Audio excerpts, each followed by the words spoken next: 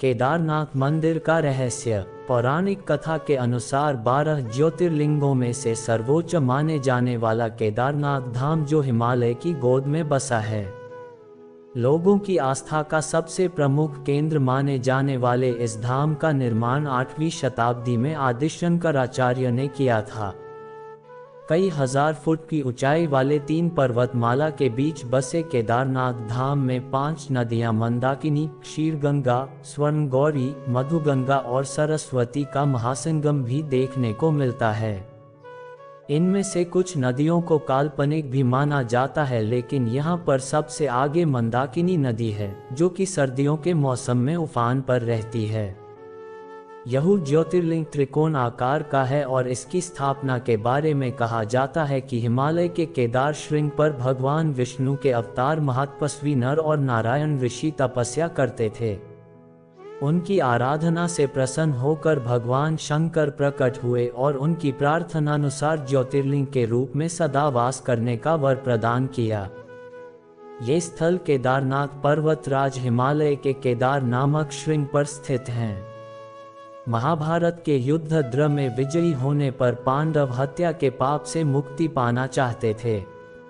इसके लिए वे भगवान शंकर का आशीर्वाद पाना चाहते थे, लेकिन भगवान शिव पांडवों से नाराज थे। भगवान शंकर के दर्शन के लिए पांडव काशी गए, पर वे उन्हें वहां नहीं मिले। पांडव भगवान शंकर को खोजते हुए हिमालय तक आ पहुंचे। भगवान शंकर पांडवों को दर्शन नहीं देना चाहते थे, इसलिए वे वहां से अंतर्ध्यान होकर केदार में जा बसे। दूसरी ओर पांडव भी लगन के पक्के थे, वे उनका पीछा करते करते केदार पहुंच गए। भगवान शंकर ने पांडवों को देखकर बैल का रूप धारण कर लिया और वे अन्य पशुओं में जा मिले। पांडवों को संदेह हो गया था। भीम ने अपना विशाल रूप धारण कर 2 पहाड़ों पर अपने दोनों पैर फैला दिए। दूसरे सभी गाय बैल भीम के विशाल रूप को देखकर भीम के पैरों के नीचे होकर भाग गए, पर भगवान शंकर रूपी बैल पैर के नीचे से जाने को तैयार नहीं हुए। भीम बलपूर्वक इस बैल पर झपट, लेकिन बैल भूमि में अंतर्ध्यान होने लगा। तभी भीम ने बैल की पीठ का भाग पकड़ लिया। भगवान शंकर पांडवों की भक्ति, दृढ़ संकल्प देखकर प्रसन्न हो गए।